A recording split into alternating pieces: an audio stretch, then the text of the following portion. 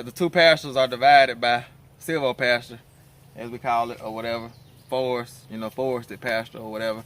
And forested pasture is perfect for the pigs because the American guinea hogs, as you see our breeders, those black pigs or whatever, they're pasture pigs or whatever. So you can put them on grass and they'll graze a little bit as long as you move them every week. You know, they won't root too bad.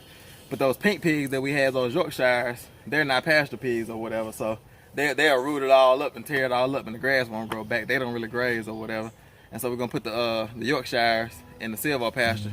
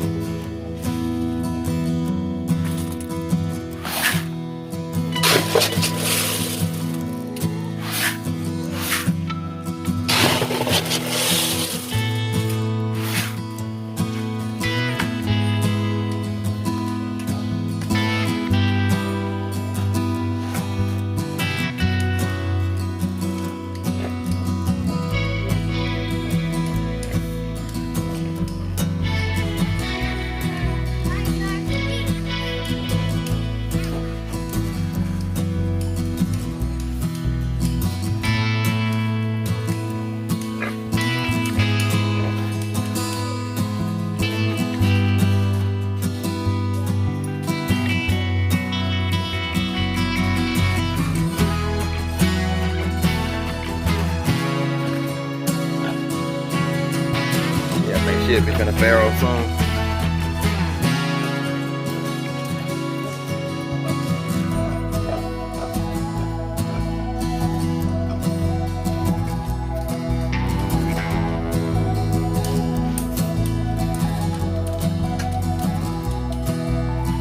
Each of the American guinea hogs gets one scoop. They don't need very much grain or whatever to thrive or whatever and get to butcher weight. We feed them a lot of scraps as well or whatever. And if they were on pasture, we wouldn't even have to feed them that much grain. Now we're gonna go up here and feed the feeders.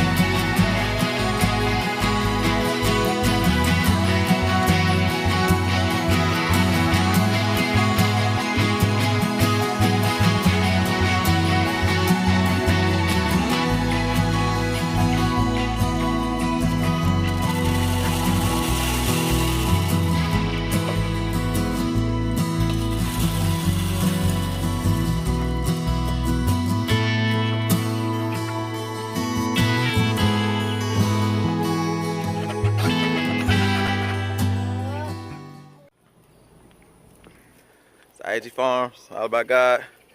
Yeah, we back on the farm today or whatever. We've actually been down here all week or whatever, but we've been camping out in the camper, and we got a lot of stuff going on. We've been rolling down here. Yesterday, I'm talking about sun up, sun down, and still weren't able to get done with everything. We picking right back up where we left off yesterday or whatever. I'm gonna get down here. We're gonna jump in the side by side, and we're gonna me and the boys. I got the boys with me today. Titus, where you at, Titus? Got Titus with me. Tim, where you at, Tim? Got Tim with me back there. Got a snapping turtle back here. Yeah, we got old snapping turtle in the back of the side by side back here. Let's see. Yeah, got a old snapping turtle in there. Oh yeah, he got it good that time. But yeah, we're thinking about processing them and seeing how snapping turtle meat tastes. But yeah. Oh yeah, he got it good, He getting upset. But yeah, we down on the farm today. Like I say, we rolling. We're gonna jump in side by side. We're gonna head on down to the farm site back here and show you some of the things that we've been had going on. But yeah, we've been so busy and been doing so much we hadn't even had a chance to record in the video. We've been had work done on the tractor. We replaced the steering column or whatever on the tractor, but we couldn't get the tractor started after we got done doing that work on it. So our tractor mechanic came all the way from probably 3 hours away and winched the tractor on, got stuck. We had to call the neighbor to get them out. We had pig babies. We've been building corrals and stalls back here in the barn back here or whatever, in the barn farm site or whatever.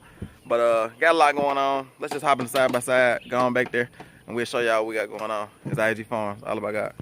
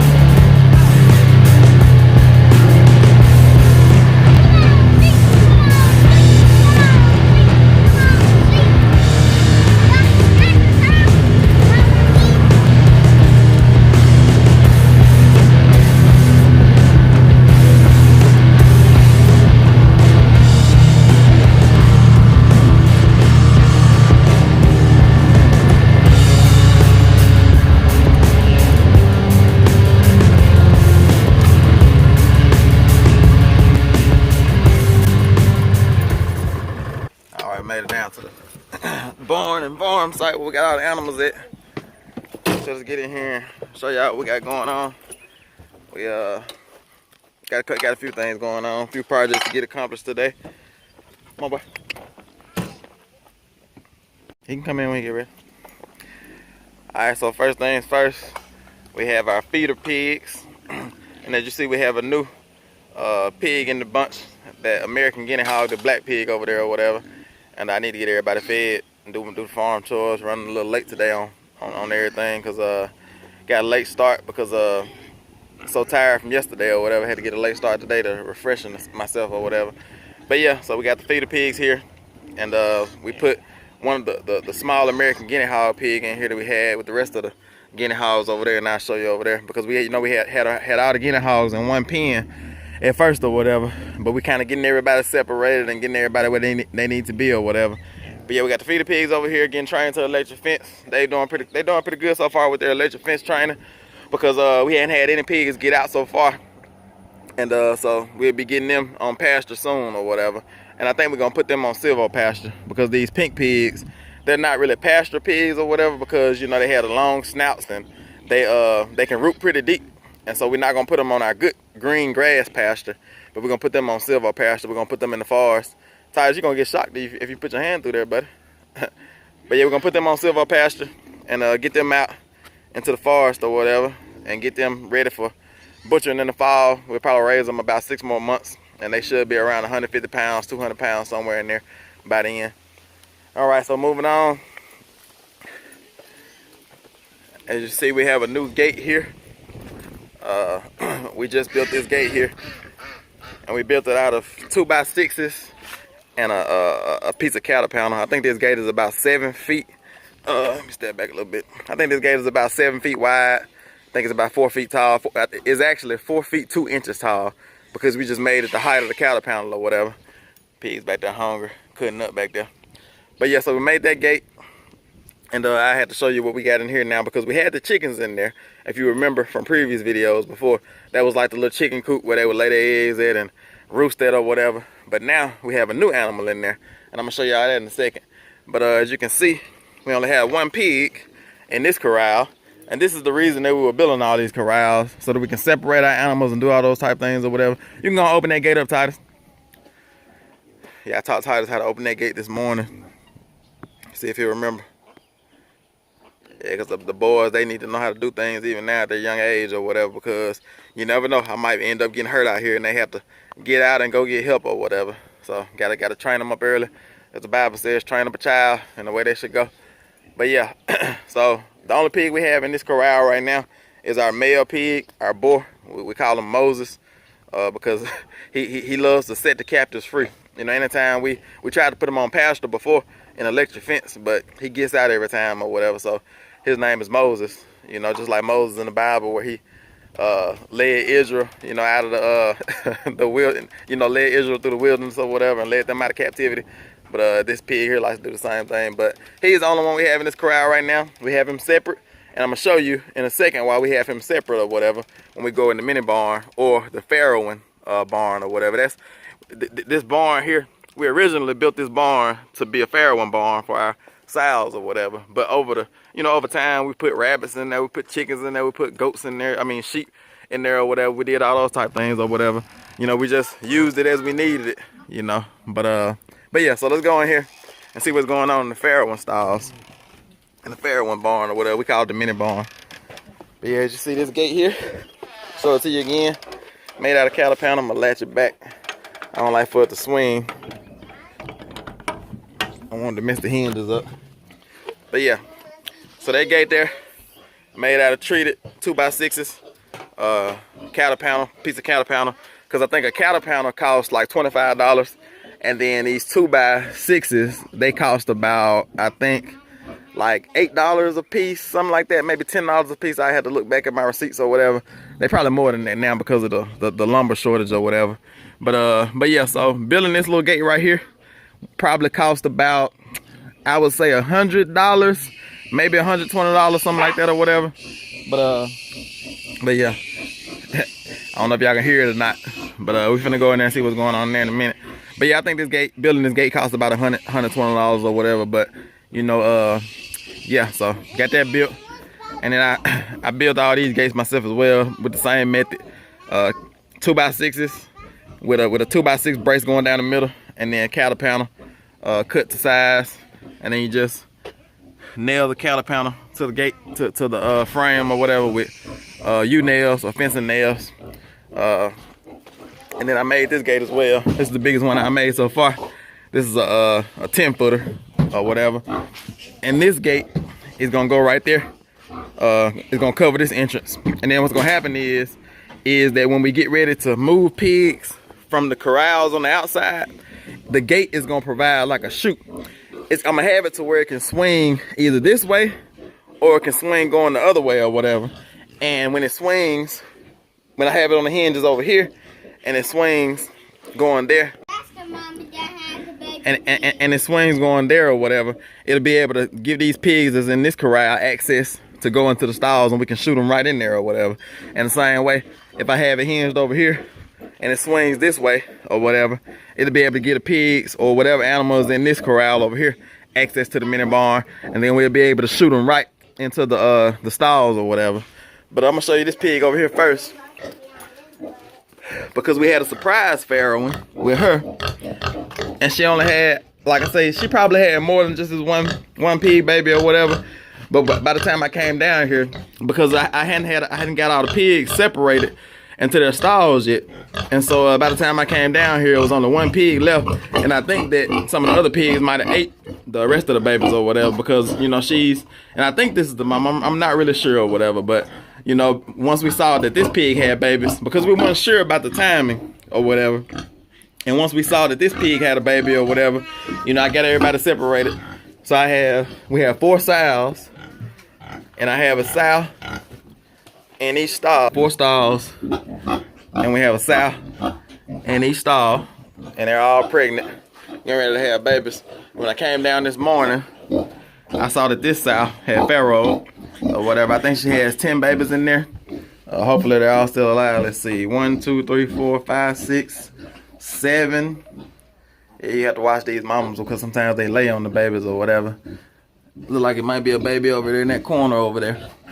I don't want to disturb mama too much. But yeah, so we had 1 farrowing, at least 2 farrowing so far. And I'm not sure about this farrowing that happened over here, because we didn't have the pigs separated yet.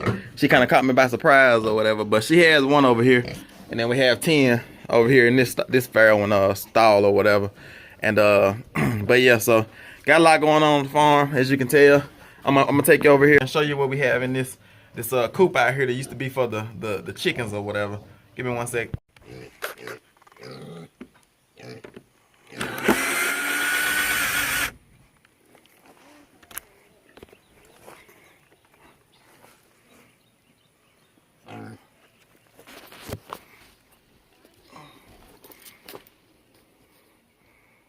But yeah, as you can see, we've turned this pen into a rabbit rabbit colony or whatever. And they've been doing pretty good in here so far. And we were able to get their water in there, as you can see, in the back or whatever. Don't let none of them jump out, Titus. But yeah, we had to get the rabbits out of the stall in there because that stall was really for, like I say, pigs, a Farrowing stall or whatever that they were in. And so we got them out, and now we letting them occupy this little section in here. We're still trying to figure out what we're gonna do with our rabbits because you know, we might want to move on from the rabbits so that we can focus in a little bit more on other animals like the sheep, pigs, and maybe getting the cow or something like that. Watch that one right there, Titus. Don't let him jump out.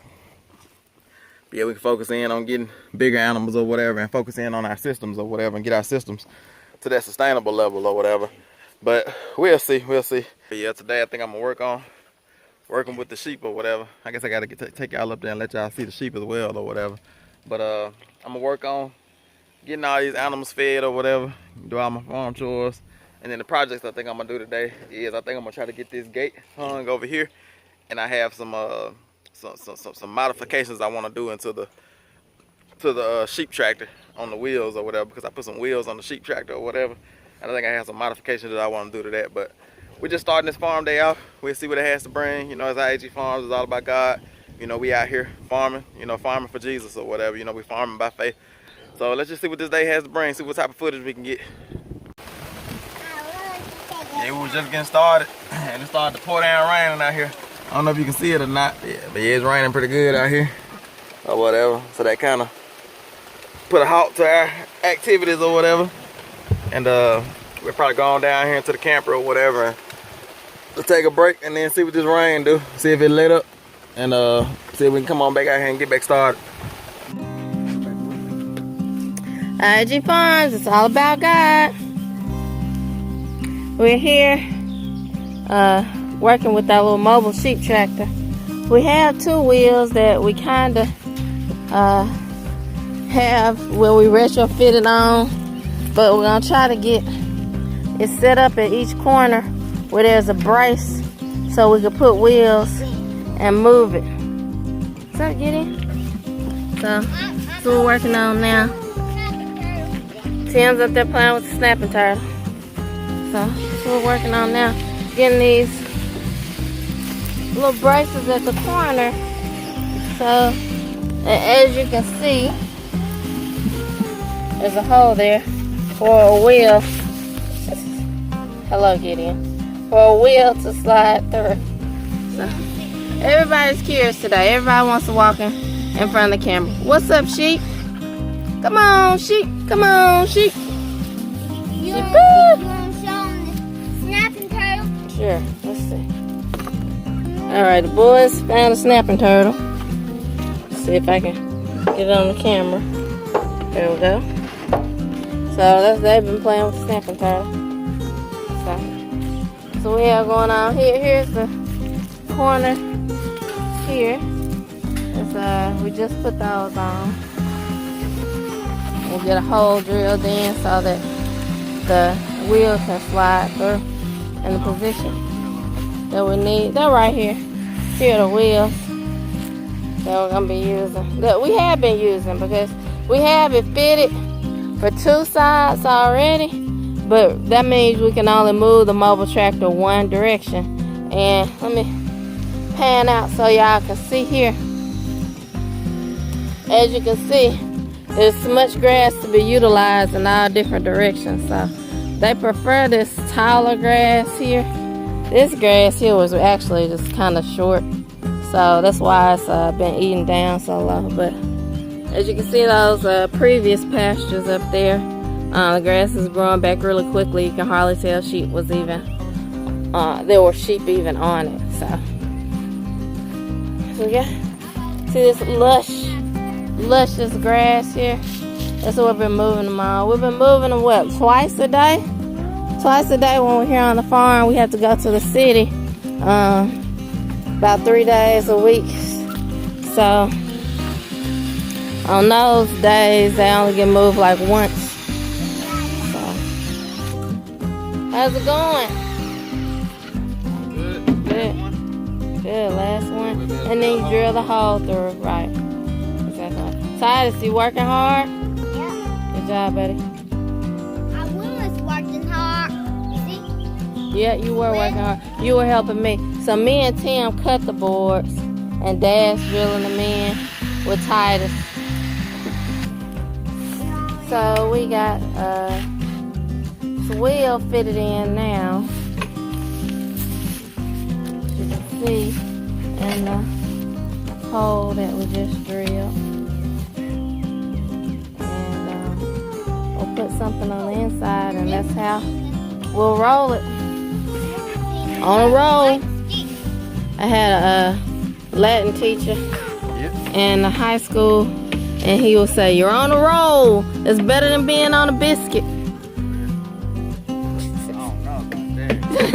So, which is better, being on a roll or being on a biscuit?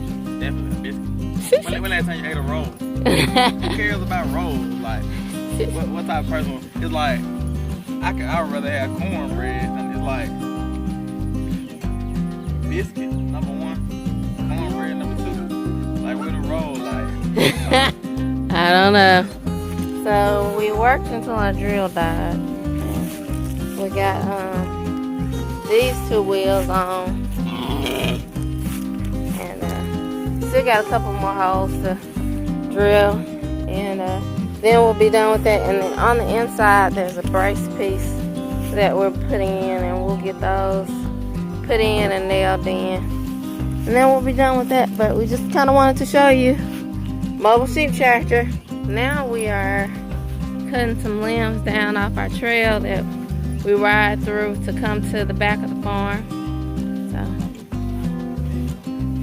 yep, so we're gonna get the pigs out here in our SilvoPasture. And so we'll be clearing off this area and putting out some electric fence. That's why we got the pigs down inside the pen and the electric netting. We're training them so that we can get them put out here on our SilvoPasture. So what's your methodology for what you're cutting? Cutting everything that's kind of my height and up, you know, low hanging or whatever. Pretty much what I can reach. Yeah. And why are you trying to get it cleared out so we'll be able to get in here and put up electric fence for the pigs or whatever. So we'll also be able to ride through here side by side, because this is one of our trails here or whatever. But over the years, hanging down low. And also we're going to be bringing the sheep over here to this pasture over here. You can show them the pasture over there. We're going to be bringing the sheep over. Yeah, so we'll be bringing the sheep through this trail also. Like, as y'all saw, we were just up the hill at the sheep pen, and so we'll be bringing the mobile sheep pen down through here and over in this open area here, so they'll be able to eat this grass as well.